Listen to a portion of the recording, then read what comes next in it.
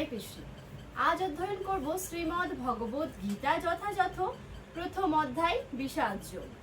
ওম নমো ভগবতে বাসুদেবায়। ওম নমো ভগবতে বাসুদেবায়। ওম নমো ভগবতে বাসুদেবায়। শ্লোক নম্বর 42। দোষৈরতে কুলঘ্নানং বর্ণ শঙ্কর কারকৈ উৎসাদন্তে জাতি ধর্মা কুল ধর্মাশ্চ শাশ্বতা।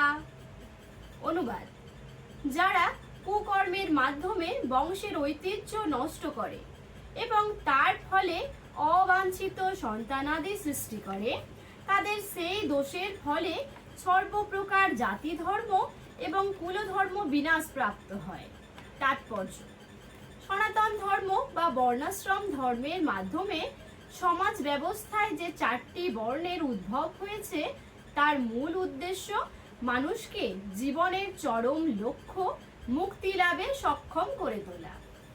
তাই সমাজে দায়িত্ব জ্ঞানহীন নেতাদের জন্য যদি সনাতন ধর্মের ধারা ব্যাহত হয়, তবে সমাজে বিশৃঙ্খলা দেখা দেয় এবং ক্রমে ক্রমে মানুষ তাদের জীবনের চরম লক্ষ্য বিষ্ণুকে ভুলে যায়।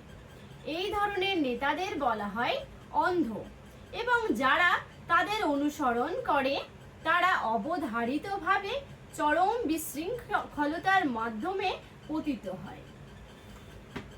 হরে কৃষ্ণ। আজ এ পর্যন্তই। পরবর্তী শ্লোকের জন্য চোখ রাখুন কৃষ্ণপ্রিয়া ফেসবুক ও ইউটিউব পেজে।